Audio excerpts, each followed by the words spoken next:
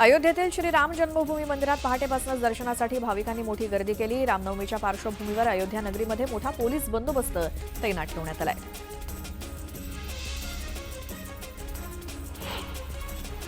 आज रामनवमीला अयोध्येत 2 लाखांहून अधिक दिवे लावले जाणार आहेत। रामकथा पार्क समोरचा घाट तसंच अन्य ठिकाणी यासाठी व्यवस्था असेल। रामकथा पार्कमध्ये विविध सांस्कृतिक कार्यक्रमांचं आयोजन करण्यात आलंय।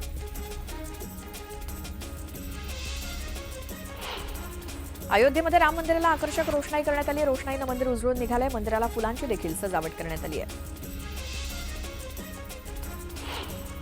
नागपुरातील पोद्दारेश्वर राम मंदिरातून निघणाऱ्या शोभायात्रेच्या मार्गावरती आता पोलिसांची नजर असणार आहे। ड्रोनच्या माध्यमातून या शोभायात्रांवरती करडी नजर ठेवण्यात येणार आहे। यावेळी अग्निशमन यंत्रणा सुद्धा तैनात असेल।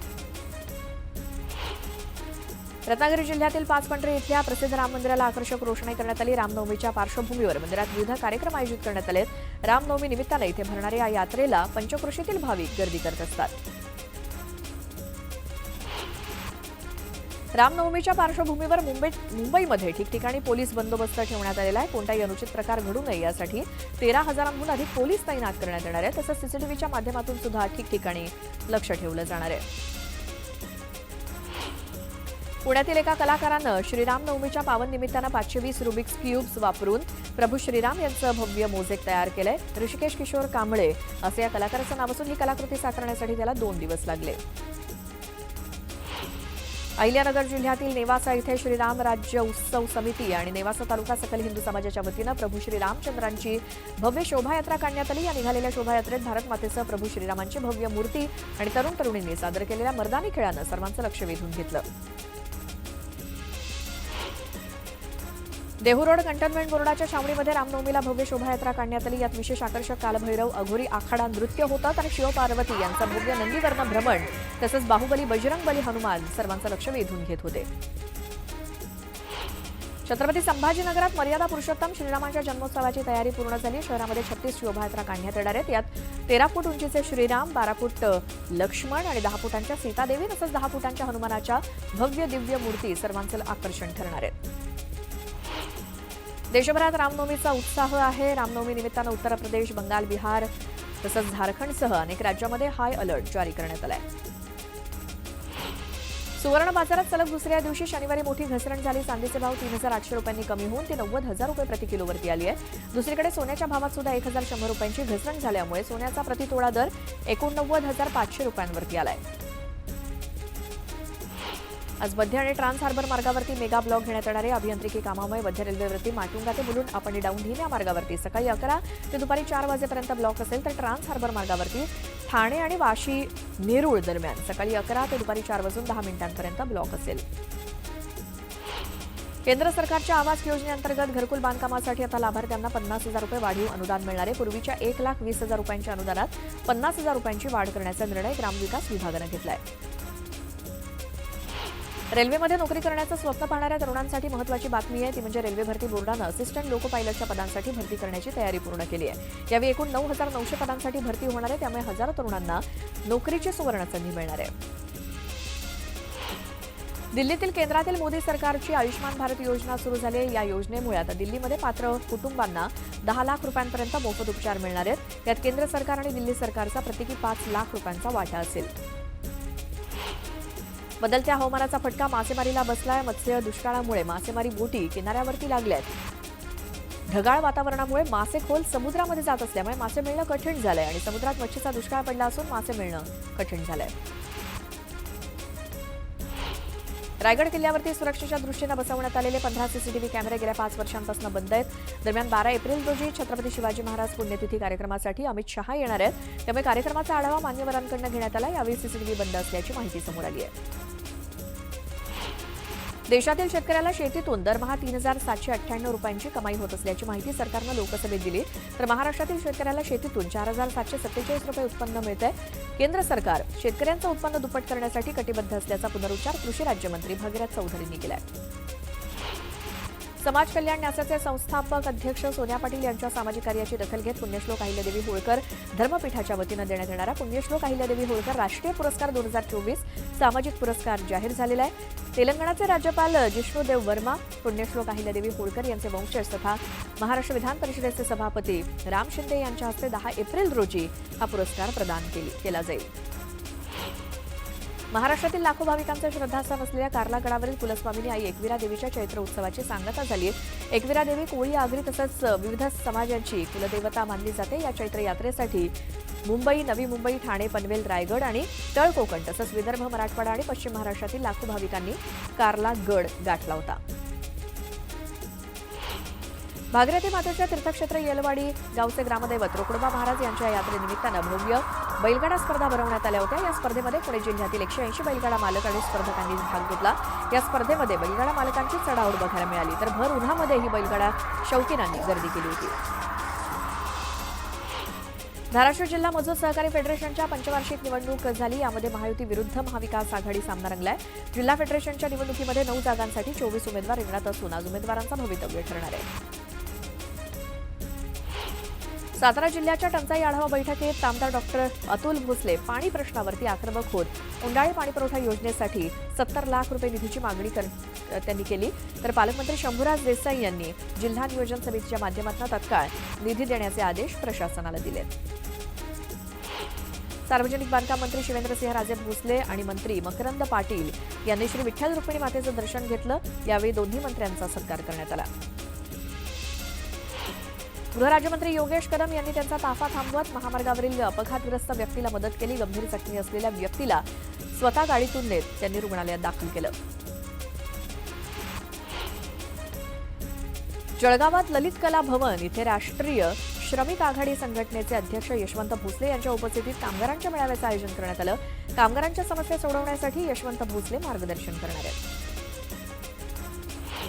विधानसभा निवडणुकीमध्ये जळगाव जिल्ह्यातल्या पाचोरा, चाळीसगाव, पारोळा, जळगाव अशा अनेक तालुक्यातल्या पदाधिकाऱ्यांनी भाजपसोबत बंडखोरी करत उमेदवारी केली होती आणि या पदाधिकाऱ्यांना निलंबित करण्यात आले। मात्र त्यांना आता पुन्हा भाजपमध्ये घेण्याबाबत पक्षात हालचाली सुरू असल्याची माहिती समोर येते।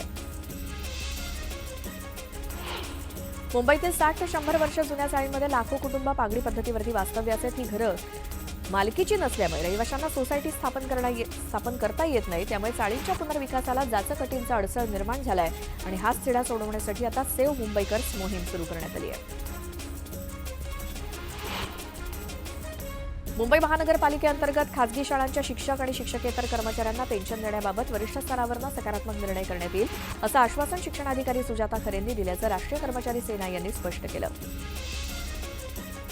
नवी मुंबई शहरातील बेकायदा बांधकामांचा प्रश्न पुन्हा चर्चेत आलाय। महानगरपालिका आणि सिडकोला न्यायालयानंही धारेवर धरलं, त्यामुळे सिडकोनं अनधिकृत बांधकामाविरोधात आक्रमक पवित्रा घेतला। यापुढे अनधिकृत बांधकामांना थारा न देण्याचा निर्णय सिडकोनं घेतलाय।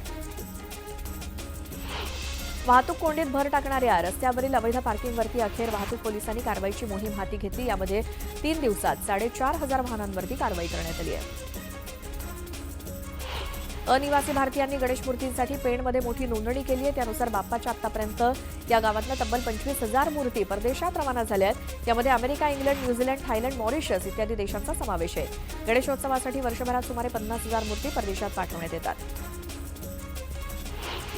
गर्भवती महिलेला उपचारासाठी तत्काळ दाखल करून न घेतल्यामुळे दीनानाथ मंगेशकर रुग्णालयाची मोठी चूक आहे असा ठपका सरकारनं नेमलेल्या 5 सदस्यीय समितीनं ठेवलाय। 10 लाखांची अनामत रक्कम भरली नसल्यामुळे गर्भवती महिलेवरती उपचार करणं नाकारून तिच्या मृत्यूला कारणीभूत ठरलेल्या दीनानाथ मंगेशकर रुग्णालयानं पालिकेचा 27 कोटी 38 लाखांचा मिळकत कर थकवलाय। सर्वेक्षणानंतर नोंदणी करून फेरीवाल्यांना व्यवसाय करण्यासाठी महापालिकेकडून प्रमाणपत्र वाटप सुरू झालंय। यात योग्य कागदपत्र आणि अर्जासोबत नियमानुसार 1400 रुपये शुल्क भरणाऱ्या फेरीवाल्यांना प्रति प्रमाणपत्र 3,000 रुपयांची अतिरिक्त मागणी केली जात असल्याचं समोर आलंय। मुंबई महानगरपालिकेनं ह्युमन सोसायटी इंटरनॅशनल इंडिया यांच्या संयुक्त प्रयत्नातून करण्यात आलेल्या भटक्या श्वानांच्या सर्वेक्षणात मुंबईतील 19 वॉर्डांमध्ये रस्त्यावरील श्वानांची संख्या 21.8% आणि झोपडपट्ट्यांमध्ये 27.4%, मात्र मुंबईतली संख्या घटलेली आहे। मुंबईकरांच्या वेगवान आणि गारेगार प्रवासासाठी मुंबईमध्ये मोठ्या प्रमाणात मेट्रो ट्रेनचं जाळं विणलं जात असून भविष्यात मुंबईकरांचा मेट्रो टू मेट्रो प्रवास होणार आहे। मुंबईत वेगवेगळ्या 5 ते 6 ठिकाणी वेगवेगळ्या मेट्रो मार्गिका FOBद्वारे जोडणं शक्य असून त्याची सुरुवात मेट्रो 3चे RAJVLR स्थानक आणि मेट्रो 6चे सिप स्थानक FOBनं जोडण्यानं होणार आहे. नाशिकमध्ये श्रीरामनवमी मोठ्या उत्साहात साजरी केली जाते. याच पार्श्वभूमीवर पोलीस बंदोबस्त तैनात ठेवण्यात आलाय, तर पंचवटीत वाहतूक मार्गात बदल करण्यात आले. पनवेल महानगरपालिकेनं मान्सूनपूर्व नालेसफाईला सुरुवात केली. यासाठी 450 कामगारांचा मशिनरीचा वापर केला जाणार आहे. सिडकोकडनं सोयीसुविधांचं हस्तांतरण झाल्यानंतर मान्सूनपूर्व नालेसफाईचं काम 3 वर्षांपासून सुरू केलेलं आहे. उष्णतेच्या लाटेमुळे आरोग्यविषयी गंभीर समस्या निर्माण होण्याची शक्यता असल्यामुळे सकाळच्या सत्रात शाळा भरवण्याच्या सूचना शासनानं दिलेल्या होत्या. त्या अनुषंगानं नवी मुंबई महानगरपालिकेनं आपल्या शाळांच्या वेळेत बदल केलाय.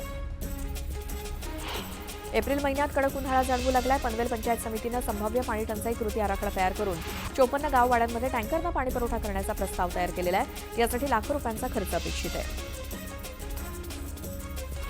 मुंबईमध्ये नालेसफाईच्या कामाला सुरुवात झाली असली तरी मिठी नदीच्या संपूर्ण सफाईला महापालिका प्रशासनाकडून अजून सुरुवात झालेली नाही.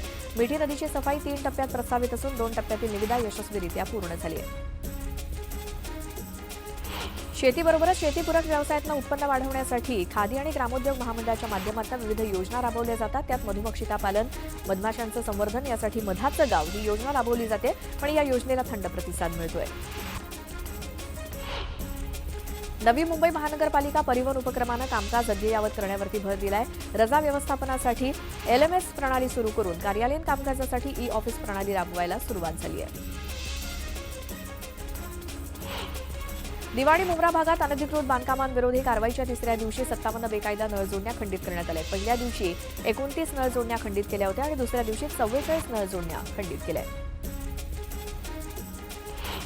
राज्यातील तरुणांना सरकारी प्रशासकीय कामकाजाचा अनुभव मिळावा या हेतूनं मुख्यमंत्री देवेंद्र फडणवीस यांच्या संकल्पनेतनं मुख्यमंत्री फेलोशिप कार्यक्रम हा पुन्हा सुरू करण्यात आलाय. फडणवीसांनी शनिवारी Xवरनं या कार्यक्रमाची घोषणा केली. राज्यातील 60 तरुणांची या उपक्रमात निवड करण्यात येणार आहे. बिलं थकल्यामुळे राज्यातील कंत्राटदारांनी सुरू केलेलं काम बंद आंदोलन यापुढे सुद्धा सुरूच राहणार असल्याची माहिती महाराष्ट्र राज्य कंत्राटदार महासंघानं दिली. थकीत बिलांची रक्कम मिळावी यासाठी 15 एप्रिलला ठाण्यामध्ये राज्यस्तरीय बैठक पार पडणार आहे. यावेळी आंदोलनाची पुढची दिशा ठरवली जाईल. विना तिकीट प्रवाशांवरती अंकुश ठेवण्यासाठी एसटी महामंडळानं विशेष मोहीम हाती घेतली. गेल्या वर्षभरात 11 लाखांहून अधिक बस फेऱ्यांची तपासणी करत विना तिकीट प्रवास करणाऱ्यांकडनं 18 लाखांचा दंड वसूल करण्यात आला.